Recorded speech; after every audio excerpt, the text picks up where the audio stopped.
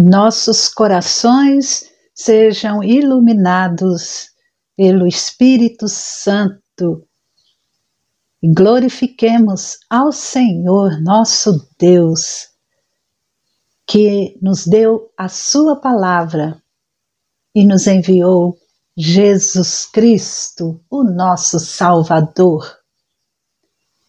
Infelizmente, o ser humano continua culpando, tem a tendência de errar e culpa o outro, até culpa a Deus por seus erros e pela desgraça consequente.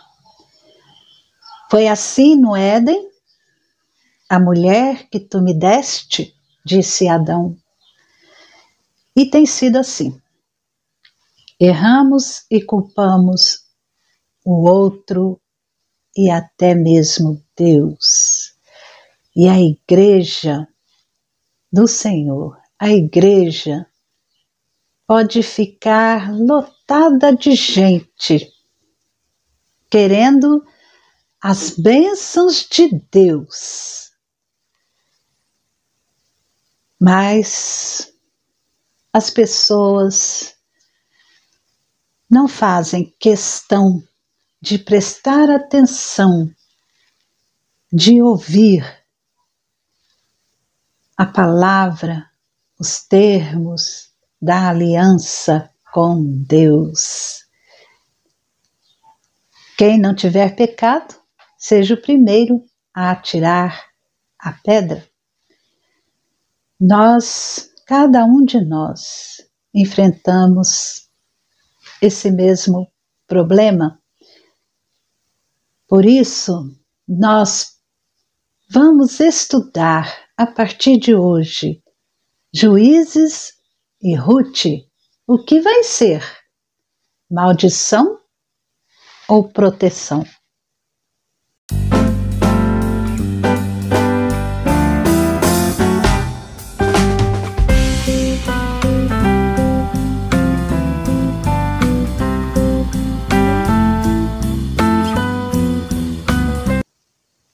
Um panorama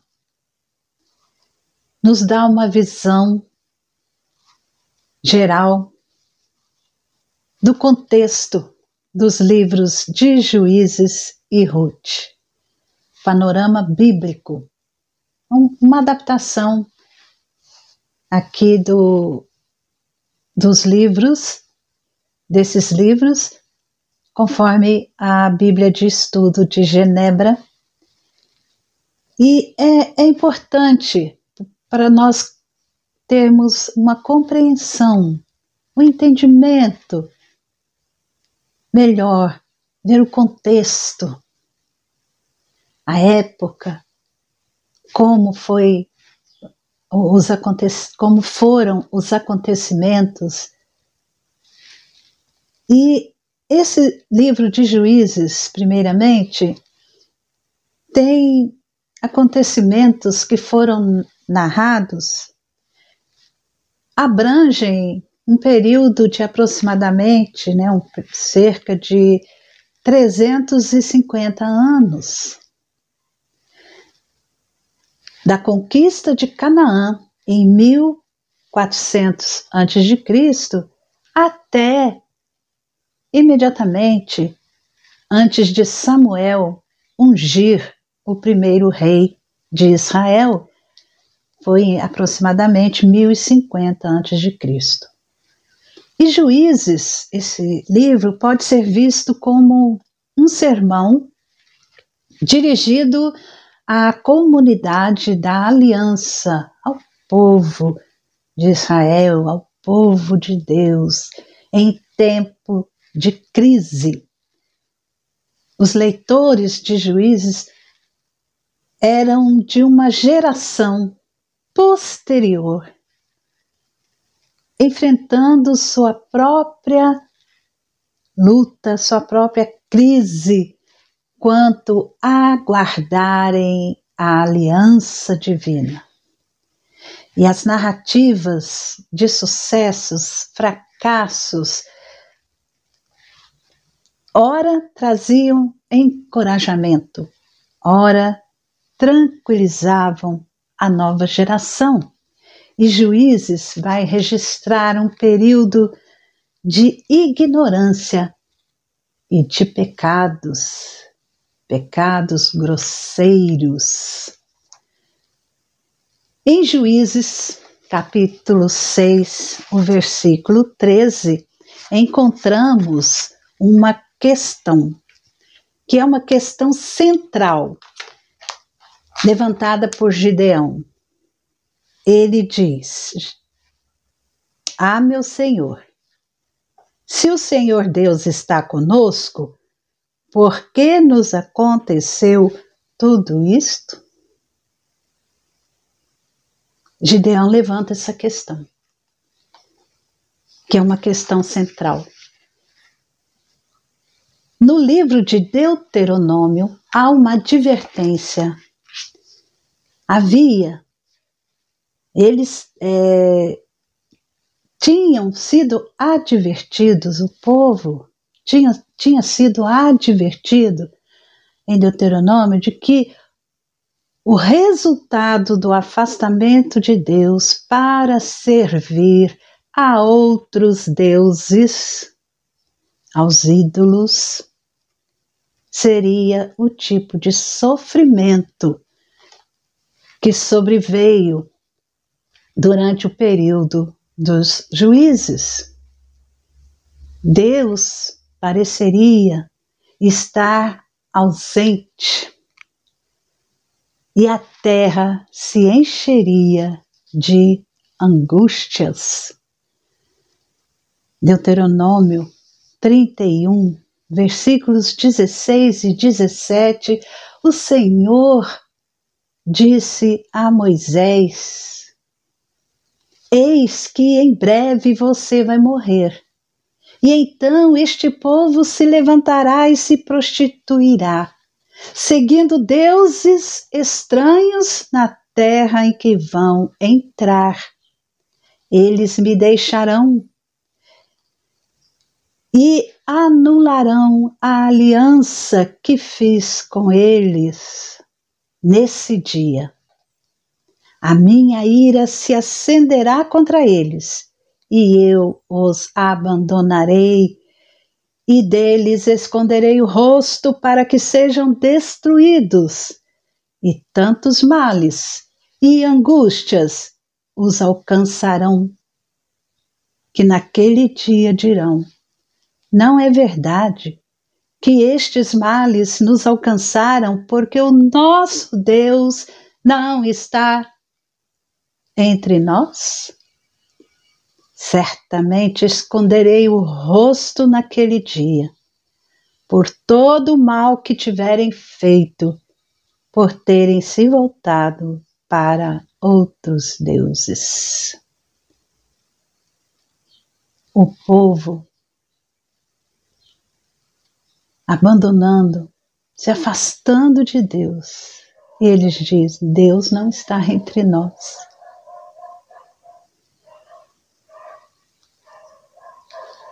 E o livro de Ruth?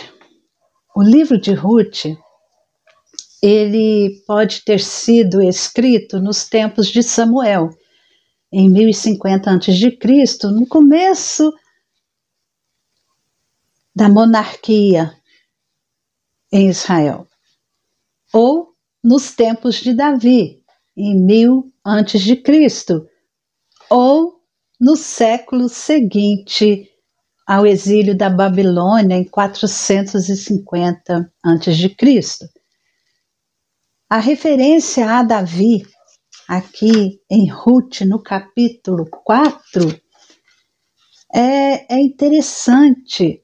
E a genealogia, no capítulo 4, versículo 17 até o versículo 22, a explicação de costumes, de um costume aqui registrado no versículo 7 do capítulo 4, que diz: este era antigamente o costume em Israel quanto a resgates e permutas. Então, essas referências a Davi, a genealogia, a explicação de um costume antigo, indicam um tempo depois de Davi ter iniciado o seu reinado. E essa história é uma história comovente e ela provoca diferentes conclusões quanto ao seu propósito. Ruth tem sido interpretado como celebração seguinte: um prosélito, mesmo de Moabe, pode ser fiel ao Senhor e obter filiação plena em Israel. Segundo, qualidades como lealdade, fidelidade à aliança em um estrangeiro podem servir de modelo para a obediência de Israel ao Senhor. Terceiro, o Senhor, como Redentor, restaurará a família exilada de Israel à sua terra.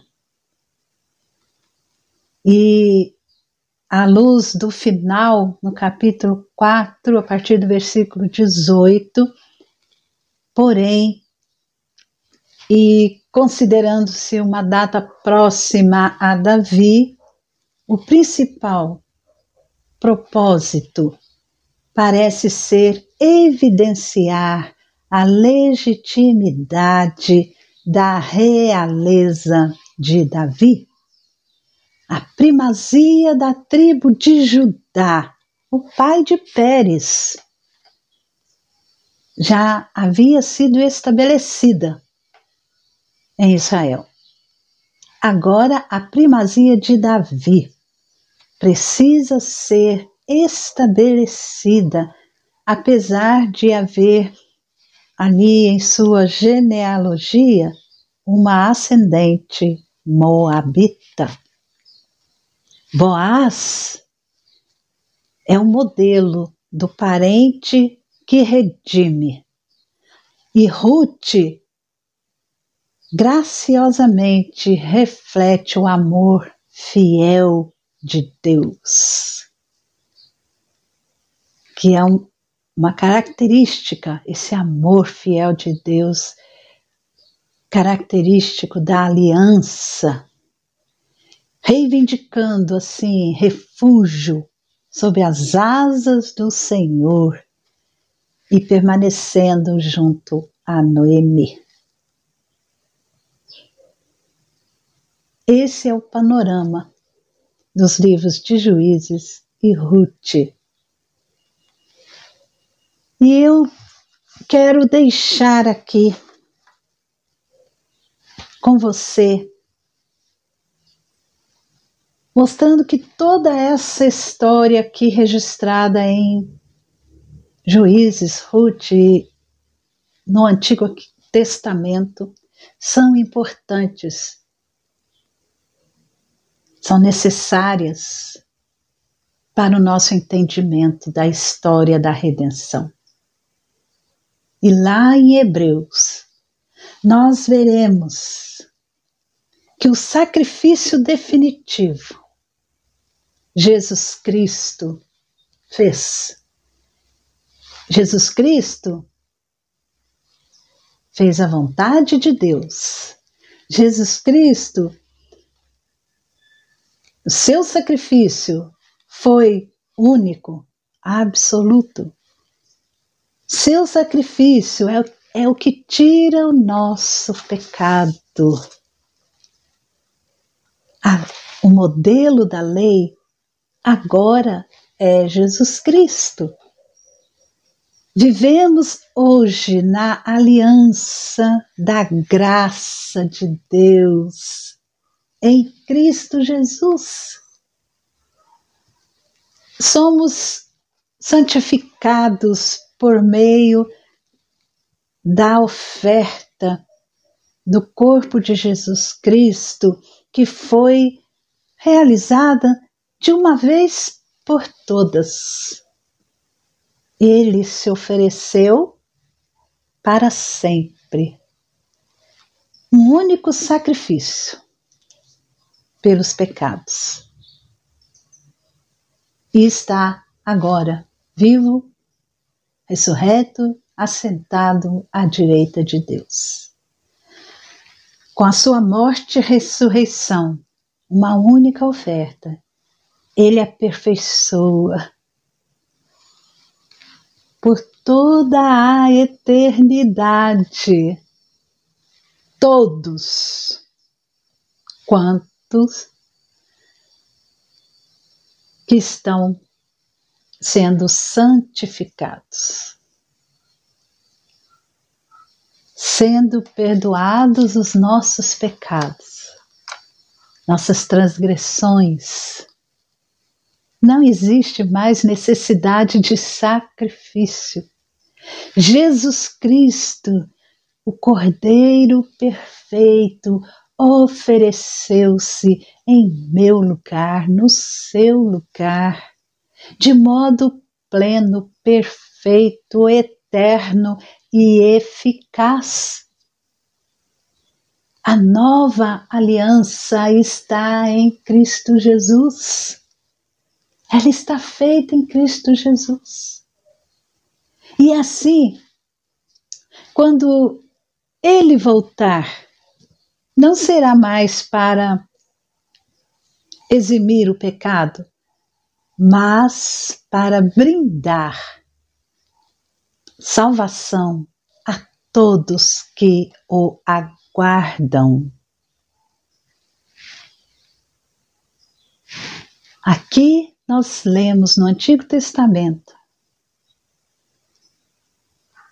que havia uma aliança em que o povo deveria obedecer a Deus, deixar-se viver somente para a glória de Deus, servindo a Deus, adorando a Deus, testemunhando aos outros povos, abandonando deuses estranhos, os ídolos, não se envolvendo com a idolatria do povo cananeu. Por isso Deus deu a lei. Mas acontece que desde a queda, o ser humano nunca obedece a Deus. O povo, aquela primeira geração que esteve com Josué, deixou de cumprir as exigências de Deus e fez aliança com os cananeus, que o Senhor proibira. Com a queda, tudo ruiu, com o pecado da desobediência de Adão e Eva. Todos nós, todo ser humano se torna desobediente, pecador, transgressor. Mas Deus, em sua graça infinita, nos enviou Jesus Cristo, em seu amor, cumprindo a sua aliança, cumprindo a sua promessa, a promessa da redenção da humanidade e também da terra, de toda a natureza, de tudo aquilo que Ele criou, tudo em Cristo Jesus é redimido. E por isso, nós estudamos a sua palavra. Por isso, oferecemos hoje a Deus sacrifícios, mas sacrifícios de louvor, que é fruto de um coração, de lábios que confessam o seu nome, Jesus Cristo, e tem a vida. Nós, hoje, temos a vida com a prática do bem. Adoramos a Deus em Cristo Jesus. Servimos a Deus em Cristo Jesus e amor ao próximo, amando a Deus e amando ao próximo, servindo ao próximo e servindo a Deus. Creia, creia. Você não é capaz de salvar a si mesmo. Você não é capaz de restaurar por si ou por qualquer coisa que você faça de restaurar a comunhão com Deus. Somente por meio de Jesus Cristo, o Senhor, que venceu a morte.